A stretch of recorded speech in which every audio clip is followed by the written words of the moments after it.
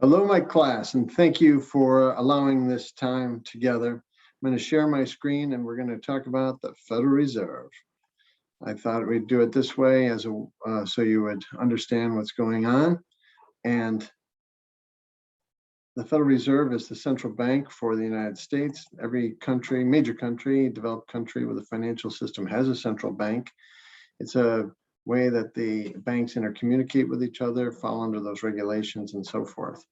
Therefore, it's appropriate that Alexander Hamilton is our economist of the day because he was the founder of one of the founders of the country, as well as the founder of the first central bank for the United States. It lasted, the Bank of New York lasted for 20 years, a 20-year charter, and then it was dissolved during Andrew Jackson's presidency. It said that Jackson, on his deathbed, said that his proudest thing that he did was to kill the banks.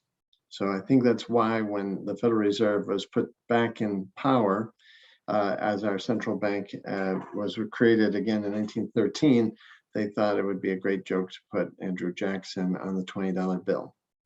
But a central bank oversees and implements monetary policy. Our nation's central bank is called the Federal Reserve. They're the banker to the banks. They control the money supply. They implement monetary policy, and they loan money to commercial banks and investment banks. Our Federal Reserve was established in 1913, and it set up these 12 district banks. They're very similar to Major League Baseball in that like the Yankees and the Red Sox are rivals and they compete with each other, but they're also part of one organization called the Major League Baseball. Major League Baseball has a board and a commissioner, and the Federal Reserve also is made up of competing banks owned by the banks, and they implement monetary policy. They have a commissioner, and I'm going to tell you a bit more about them. From that map before, you can see that the 12 districts were concentrated in the Northeast, and the 12th letter in the alphabet is the letter L. You'll see that this dollar bill right here is has a letter L on it, and it's on the 12th bank that was established, the San Francisco, California Federal Reserve Bank.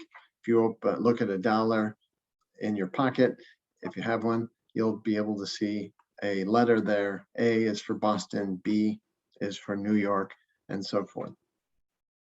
Now, the Federal Reserve could be arguably the most powerful man-made entity ever created. And its power comes from its ubiquitousness. It's a good $10 word there. The ubiquity of the Federal Reserve means that it's everywhere, and it doesn't just influence the Americans or people that use American dollars. In fact, anyone that uses currency anywhere in the world is affected by decisions that the Federal Reserve makes.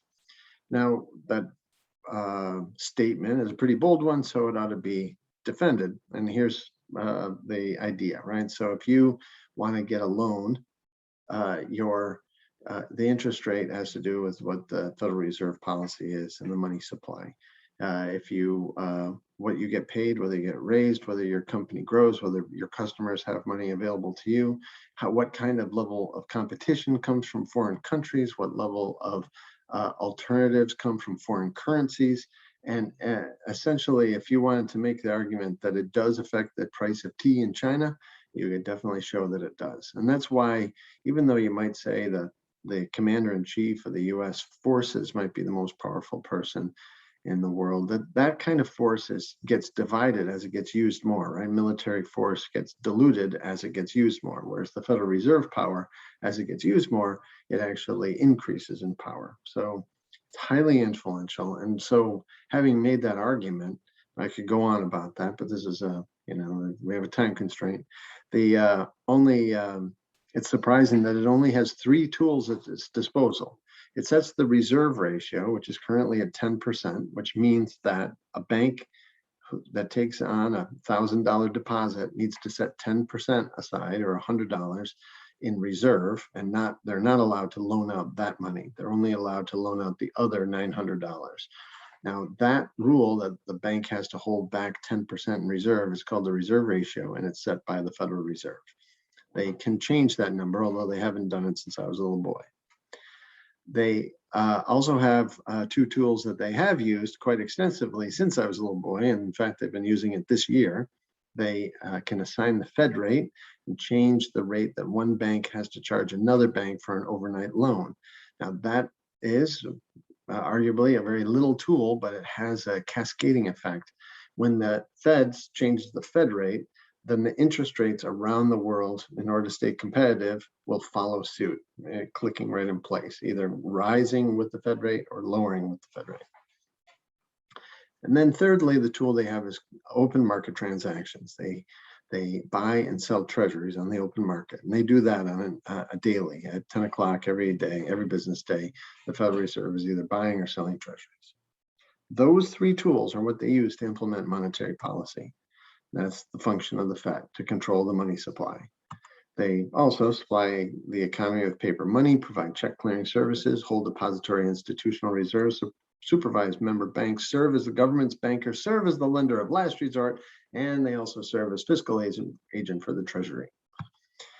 This slide right here, most probably important for your test, is to know that the reserve ratio is 10% and that therefore the multiplier is 10 times. The area illustrated down below and in the Excel spreadsheet that I included in Blackboard to help you see, shows you how $1,000 of new money, let's say this $1,000 deposit made by the Federal Reserve System, can become $10,000 in the money supply. The reason why it's 10 times more is because the reserve ratio is 10%, and therefore the multiplier is 10 times whatever amount is being integrated into the system. So $1,000, 10% has to be kept in reserve, the rest of it loaned out. And that money that gets loaned out gets purchased and eventually, is used for purchases and commerce and so forth. And then that $900 eventually comes back as a deposit in some other bank. That $900 has 10% reserved and 810 is loaned out. You see that each time the money goes around, a little, the amount that gets loaned out is also the amount that eventually gets deposited, and therefore 10% of that is held in reserve. Eventually what happens is, out of the $1,000, the total amount being held in reserve is $1,000, and then there's then $9,000 of other money loaned out. The total amount of loaned is 9 times the amount deposited, and therefore the money supply is a total of $10,000, 10 times more. Just check your understanding on this. Let's see if you can follow and complete this chart. Studying it carefully, you'll see that when the Fed introduces $1 million of new money, skip that, the effect on the money supply is 10 times that on the money supply. Million becomes 10 million because of this multiplier. What would we say the effect on the money supply would be if the Federal Reserve were to remove $3 million? If you said minus $30 million, you'd be correct. Over here, if $5 million was introduced, what would the effect on the money supply be? If you said plus $50 million, you'd be correct. This is a slide that deserves more than I'm going to give it right now, but over on this slide, we should see that the various bills, like a $100 bill, is usually in circulation for an average of 7.4 years. That means that $100 bill that is sitting in your closet for the last 10 years, there's some other $100 bill that got destroyed after 3 years or so. $1 bills stay in circulation, 5s and 10s for less than 2 years. So you can see that there's a lot of currency gets chewed up, and therefore it needs to be replaced. But besides the money gets replaced, there's also the imaginary money that doesn't have any currency associated with it, and of all the money that does have, coins and dollars associated with it, it's less than $1 trillion. Even though you would say that there's $13 trillion of money, there's less than $1 trillion of currency. Now, let's see if you can answer this question. Did you say the Fed controls the money supply? Then you would be right. If the Fed wanted to increase the money supply by $1 million, how much would they need to inject into the system? As you can imagine, a lot of people immediately think $10 million is the answer, but that's not the answer. I'm asking instead the other way around. If they wanted to get $1 million into this money supply, they would put in 10 times less than $1 million in order to affect $1 million change. Therefore, the answer is $100,000 is injected into the system, and that will have the effect of increasing the money supply by $1 million. What does it mean to say the Fed acts as lender of last resort? Well, if the first person you go to get money is your first resort, and then if they say no, then you go to the next person. If there's somebody who's last on your list, if one push comes to shove, they're the last person who will loan to you. If they don't, no one will. That's the Fed. Acting as the lender of last resort means the Fed stands ready to lend funds to banks that are suffering cash management or liquidity problems. There's a useful little story to illustrate that.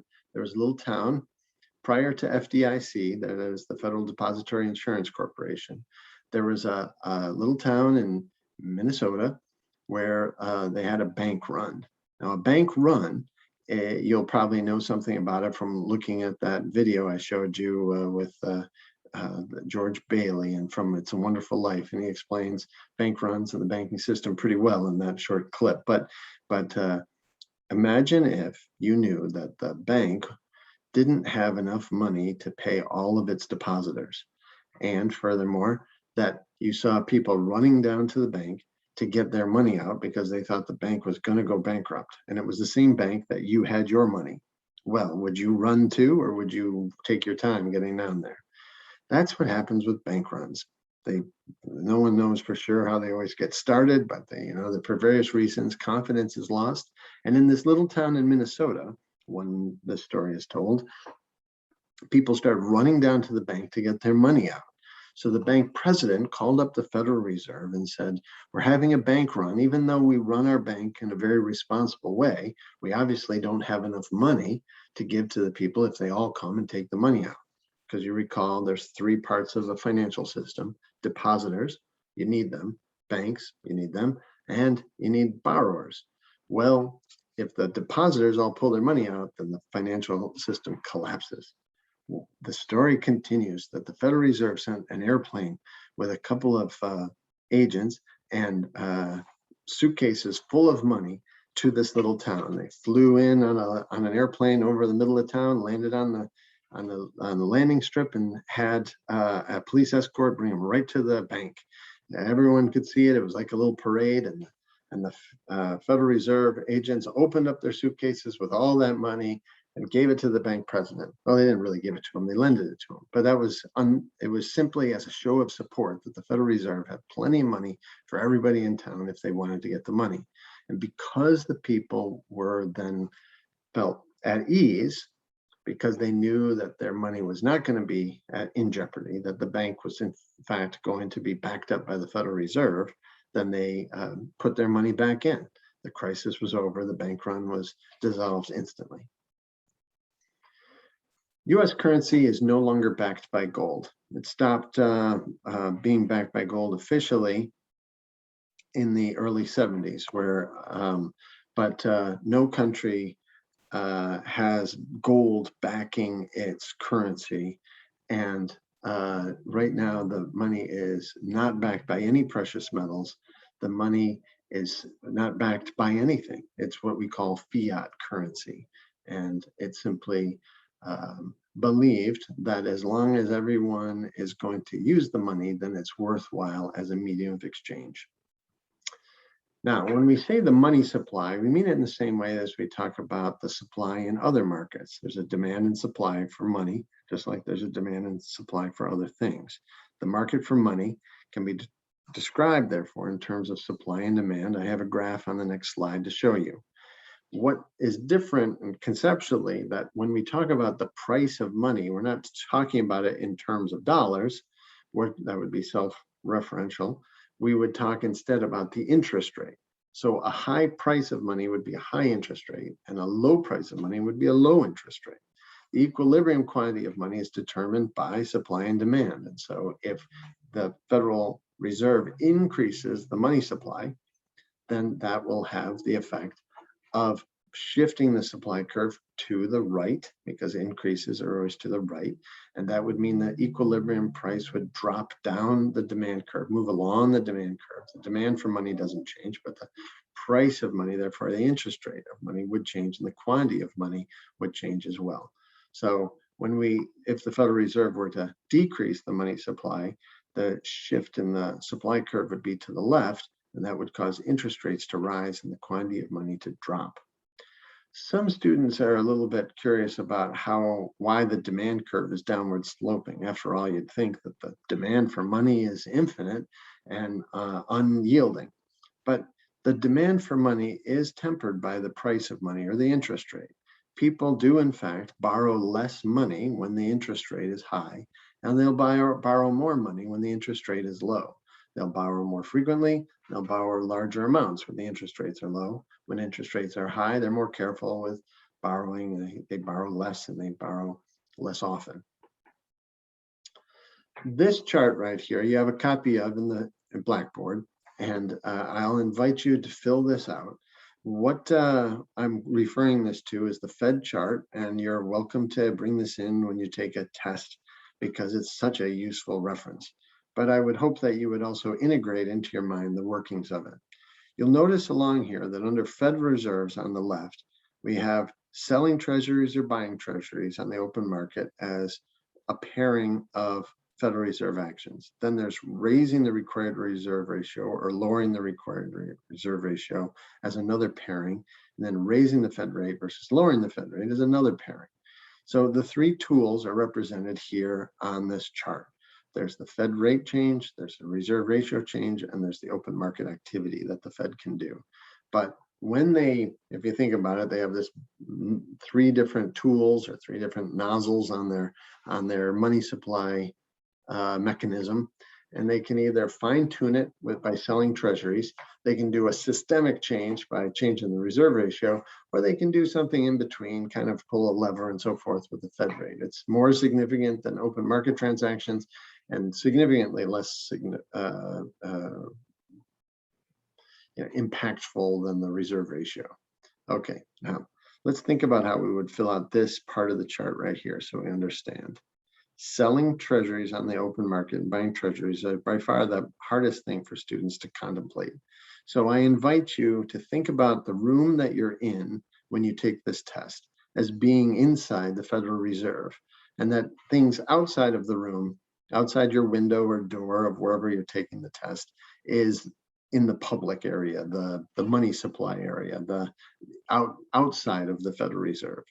The reason why that's important to conceptualize is because inside the Federal Reserve, any money that's inside there doesn't count as part of the money supply. Only the money that's outside of the Federal Reserve is the money supply. So if there's inside your room where you're taking the test, there's a big stack of gold, there's a big stack of money, and there's a big stack of treasuries, and you're in there taking the test, you realize that if more money came in from off the street and came into your room, that meant the money supply got smaller, because for every dollar that came in, there's 10 less dollars in the money supply. Likewise, or contrary-wise, if you took some money on the table in the room where you're taking the test in the Federal Reserve, and you put it out into the public, let's say it was $100, then you would be increasing the money supply out there. Now, the way that the money is introduced outside or taken from the outside is by selling treasuries or buying treasuries. Now, remember, one person's sale is another person's buy. So you have to have the perspective of being the Federal Reserve when you answer these questions. When the Federal Reserve, standing right next to you while you're taking the test, if they sell a treasury, they're taking a piece of paper that is not money, handing it to someone outside of the room, and taking money from them. Therefore, the effect on the money supply is to decrease it. Buying treasuries on the market is the other way. The Fed picks up some money off the table inside the Federal Reserve. They step outside and hand it to someone in exchange for one of those treasuries or pieces of paper, a promissory note, that person has on them. The reason why people buy and sell these treasuries is because they have a future value. Let's say that, for instance, it's a promise by the US government to pay you 30 days from now, $10 million. So how much would you pay today for a piece of paper that said that the government would pay you $10 million in 30 days. If you said, I'd pay almost $10 million, maybe a little less, you'd be right. And that kind of auction, what they actually do is put it on auction, and they sell them every day at 10 o'clock, or buy them, as it might be. And you would be able to make a nice profit in 30 days with very little risk. And that's why people do it.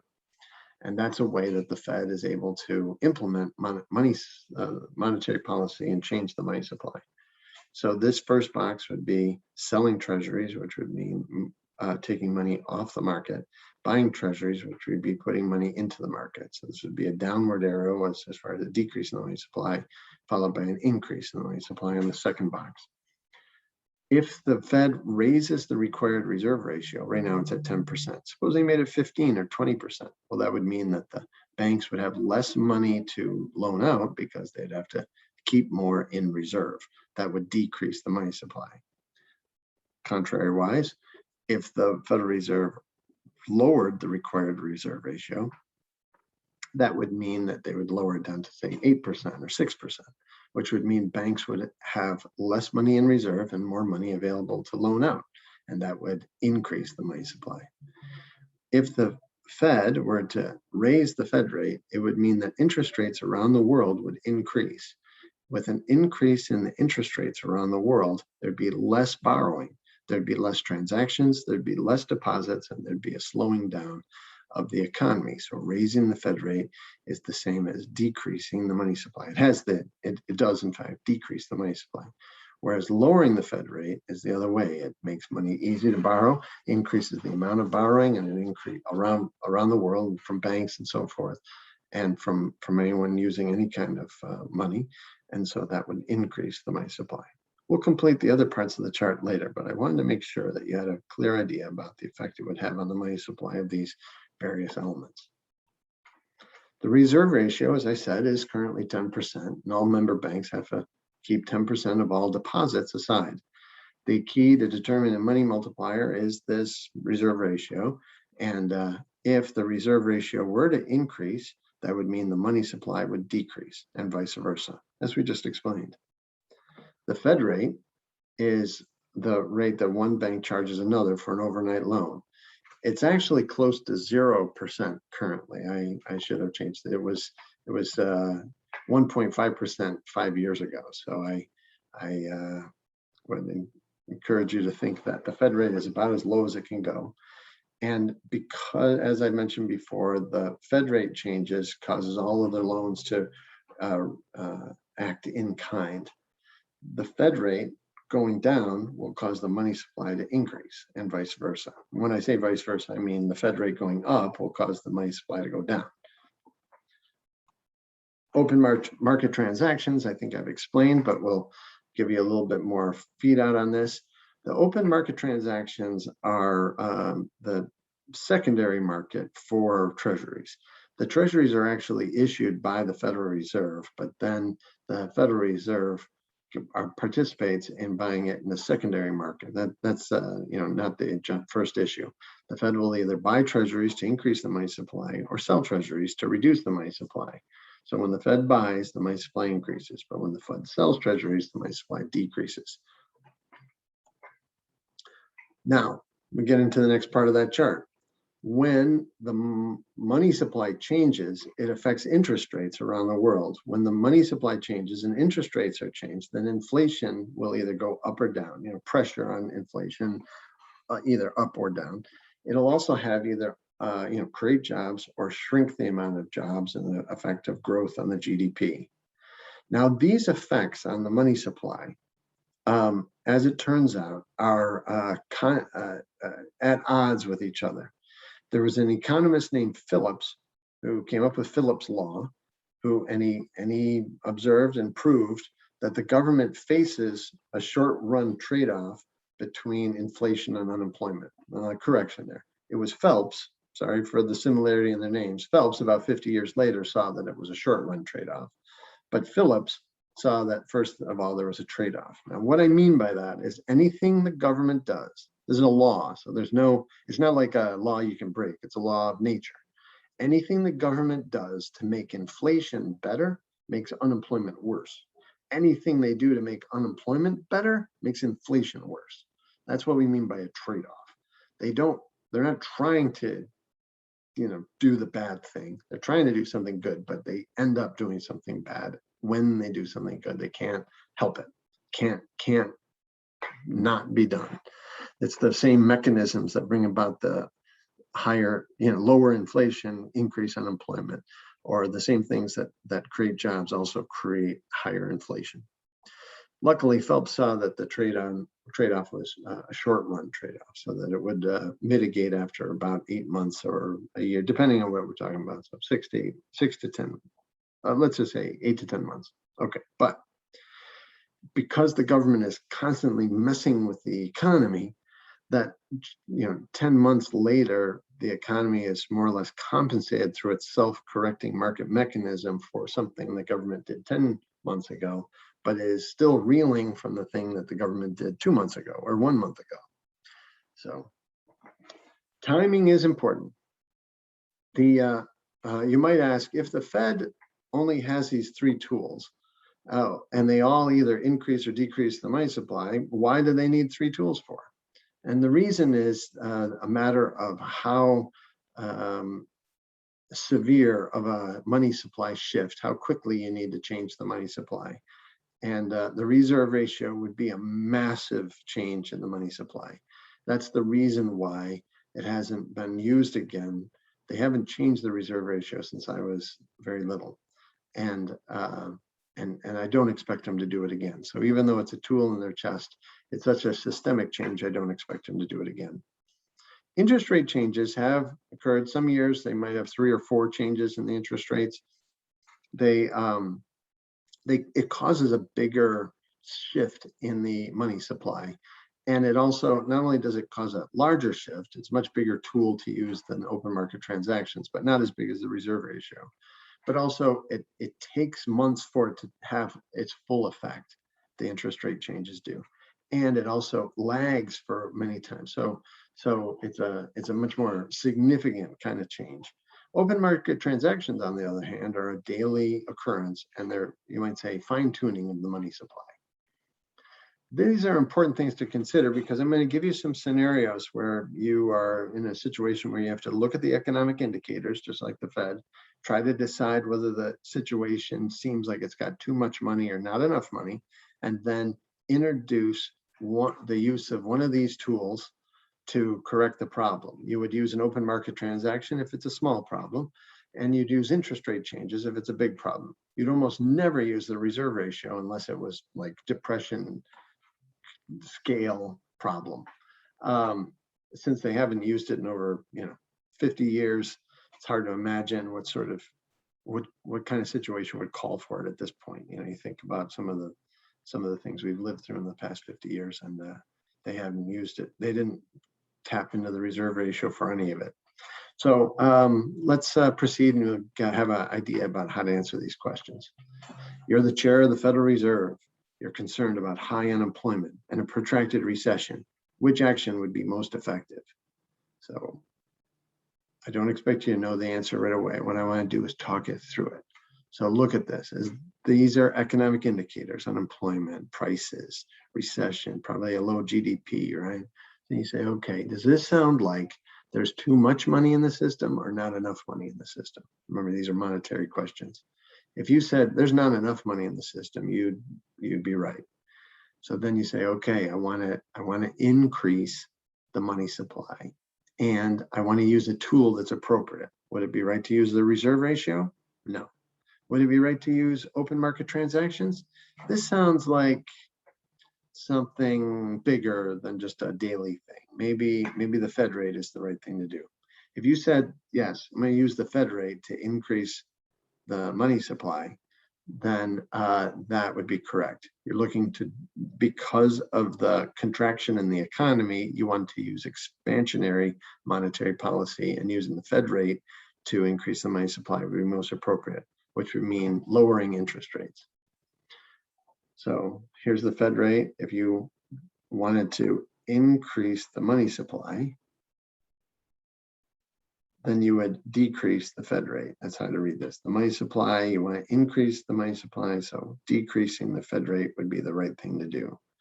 And that would cause the interest rates around the world to decrease, which would lead to inflation increasing, but it would also decrease unemployment. And that's why decreasing the Fed rate would be appropriate. This chart right here helps to kind of complete the idea. The reserve ratio can either be increased or decreased. The effect of doing either of those things would be impact the money supply in the following way. For instance, if we sell open market transactions, then that's going to decrease the money supply, which will increase the interest rates, decrease inflation, and increase unemployment. The Federal Open Market Committee is concerned there might be a little too much exuberance out there today. What would be a good way to tug on the leash? So here, once again, we want to figure out whether there's too much money or not enough money. If you said there's too much money out there, then you'd be right. And since we're using open market committee mechanisms, it must be that we're going to be doing something with treasuries. Since we want to decrease the money supply out on the street, if you said sell treasuries, you'd be right. Here's another, this is kind of something you might see on the question on the test. When we complete the Fed chart now, we can fill these all in. We did the first column ourselves in the earlier part of this. Now I think you see how to affect the interest rates, how to do the inflation rates, effect on unemployment, effect on GDP we didn't get to. So if there's more money, then GDP will increase. If there's less money, GDP will decrease. And the effects on jobs are kind of the opposite of what happens to unemployment, right? If unemployment is up, then effect on jobs is down. Now, when I say these things are up and down, what I really am trying to get you to think about is that monetary policy pressure compensates somewhat for momentum in other directions, but the Fed can't control the economy. They can only influence the economy. The economy is so much bigger than any entity or institution. So it's sort of like a tug of war, that if the economy is moving, with a lot of momentum, say into a recession, and the Fed does some things to increase the monetary money supply, and they do some expansionary monetary policy, it probably doesn't stop or reverse the recession. What it does is it slows the dive of the recession and keeps it from going too deep, too low, and it helps to kind of put the brakes on. It also does the same thing when the economy is booming. The Federal Reserve, if they reduce the money supply, they can slow the rate of growth so that it doesn't peak up too much and then cause a crash. They might be able to pull it down. This is kind of maybe easier to see this way, pictorially. So I've got a familiar graph for you, right? You've got peaks and troughs of the business cycle, peaks and troughs of the business cycle. And I'd ask you, where is the best place to intervene? If the Federal Reserve does intervene, would it be appropriate for them to intervene at point A? The economy is growing. It's not, it hasn't hit the peak yet. It hasn't crashed. Should they intervene there? If you said yes, we can tell that this is the red line is the level of sustainable growth, and they're well above that. The Federal Reserve should reduce the money supply. They should implement contractionary monetary policy before the peak so that it can level off that part of it. Now, how about here? If the economy was slipping into recession, actually it already started the recession, was going into a dive, is this an appropriate place for the Federal Reserve to intervene? You say yes, they should increase the money supply at this point in order to ease the panic and the kind of the death spiral that happens when you are going into a contraction. How about C? Is C an appropriate place? You say, well, C is a little late. Should have done it there, but definitely C. They should do some more significant increases in the money supply here. We're below GDP. We're in a recessionary gap, and they should increase the money supply substantially here. If they don't, the economy will pull out of it on its own, but it'll go through a deep trough on its way to do so. D is really too late. Right? Don't bother intervening at this point. The Federal Reserve, although you might be tempted to say they should do something here, there's really nothing for them to do. The economy is already growing. The economy is already recovered. They shouldn't increase the money supply. They shouldn't decrease the money supply. There's nothing more for them to do. E, also the same thing. The Fed should do nothing here. They should just let it rise. The economy is growing nicely. It's staying on its piece. And F, I think you'd make the same argument. So then what would happen is, instead of having, let's say this is representing 20 years, and so you've got 3 recessions and 3 booms in that 20-year period. If the Federal Reserve is implementing monetary policy in a better way, right? They can flatten the peaks and bring up the troughs, and you'd get something that looks something like this instead, where you have basically the same line of sustainable growth, but you stay closer to it. And so you're very close to on or near the long run aggregate supply curve as you progress along. Your economy is growing, but it's less disruptive, more stable for the average person. All right, so let's just take a look at things here. There's a question for you. The Fed has 3 basic tools at its disposal. Which of these is not an instrument of the Fed? You might see this question on the test. If you said they don't adjust the credit rate, you'd be right.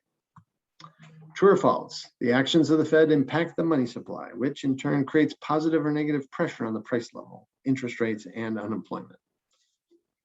True.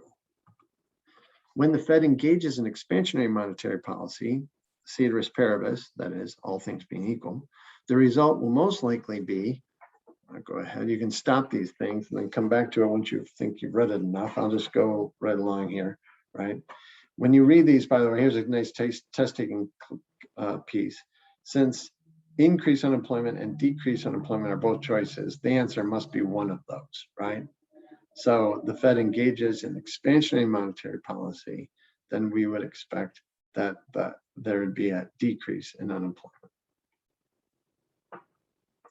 Under what circumstances would it be prudent for the Fed to implement contractionary monetary policy? During the beginning of a recession? No. At the beginning of the trough? No. At the beginning of the peak? Yes. During the beginning of an expansion? No. Hopefully that chart was helpful from before. Jerome Powell is the Federal Reserve Chair. He comes to you for advice. The economic situation this week worries him. He thinks he should make a small adjustment to the money supply that will have immediate and short-term effects. Which tool of the Fed should he use for an immediate short-term issue? If you said Federal Open Market Committee, you'd be right. True or false? The Federal Reserve System fulfills its public mission as an independent entity within government. It's not owned by anyone and is not a private profit-making institution. This is a better one for us to discuss in person, but let me show you how it is. So as written, you'd have to say false. However, it's mostly true. But if any part of it is false, then I guess makes the statement false, right?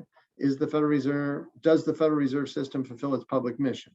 It's arguable. You might say that they are betraying the public, but let's just say that that's true. As an independent entity within government, that's false. They are not the government. They are owned by the banks. They're allowed to exist by act of Congress, but the Federal Reserve is not the government. The Federal Reserve Chair is approved by Congress and is appointed by the president, but they are not the government. And the Federal Reserve is owned, in fact, by the banks. The member banks own the Federal Reserve. The Federal Reserve itself makes a profit, but it gives the profit to the Treasury. So although it's not a for-profit institution, it is a profit-making institution. So, oh yes, I remember how I did this. I underlined it so we could break it down each piece by piece. So I guess if I back it up and say true, false, false, and false. But there's the gist of what they're saying versus the words of what they say, and so it's a good one for discussion. But we're gonna move on. All right, was the Great Depression avoidable? As a matter of fact, it was. The Great Depression was caused by the Federal Reserve when they contracted the money supply at the time when the economy was in need of expansionary monetary policy. you can imagine that now, right? That the economy went into a dip, went into a normal recession. The economy needed more money. The Federal Reserve did not give them more money. In fact, it contracted the money supply, and that caused the Great Depression. So what could the Fed have done to prevent the Great Depression? If you say they could have decreased the reserve ratio, you'd be right. That's the one exception to when the reserve ratio is the answer. It's that kind of, we hold off on using the reserve ratio for big problems like that. Okay, so in 2003, unemployment was low, GDP was high, CPI is low. The problem's been similar for months. What should the Fed do, and what tool should they use? I don't know how to do this with a person who might be watching this at almost any time. I don't know whether you're going to pause it, try to think, and then listen. I'm going to assume that that's what you're going to do for these next 7, this and the next 6 scenarios. I'm going to just expect that you will read the question and then hear my analysis. So in 2003, low unemployment, that's good. GDP high, that's good. CPI low, that's good. They should do nothing. The Fed should just coast along. They shouldn't use any, they should not do anything. There's nothing wrong with the economy. In 2007, unemployment is low, that's good. GDP is high, that's good. CPI is high, that's not good. So the problem has only just begun, so we should use the open market transactions to take some money, sell treasuries to take some of the money off of the out of the money supply. Unemployment is high. In 2008, unemployment was high. This is the Great Recession, if you recall. GDP is low, bad. CPI is low, that's okay, but mainly the unemployment GDP. The problem has only just begun. What should the Fed do, and which tool should they use? So I'm gonna say that since the problem had only just begun, you should use the open market transactions to buy treasuries. But if you in the historical context, since you knew it was so major, you probably would have known to do the Fed rate as well. In 2009, unemployment is high, GDP is low, and CPI is low. So all similarly bad things, but now the problem is repeated for several months. Well, now we know that we probably did quite a bit of open market transactions in 2008. Now we really got to do some Fed rate changes here by 2009. It's been going on for too long. It's obviously a bigger problem than what was evident at first. Okay. Situation in 2012, unemployment is high, GDP is low, CPI is low. So CPI being low is good. Similar scenario, right? The problem's getting worse for months. Well, then it's time to lower the Fed rate even more. What the problem was in 2012, though, is the Fed rate had already reached a point of nearly zero. So if you might say that they were out of ammo. If you have 3 tools and one of the tools can't, it's like a lever of Fed rate and it can't go any lower, and you don't want to use the reserve ratio because it's too strong, then you're left with just a lot of open market transactions, and that's where quantitative easing came in. Like a very heavy use of open market transactions. 2014, unemployment was low, that's good. GDP is high, that's good. CPI is high, not so good. Problem is repeated for several months. So maybe it's time to increase the Fed rate back up again to correct that because of the time that has been going on.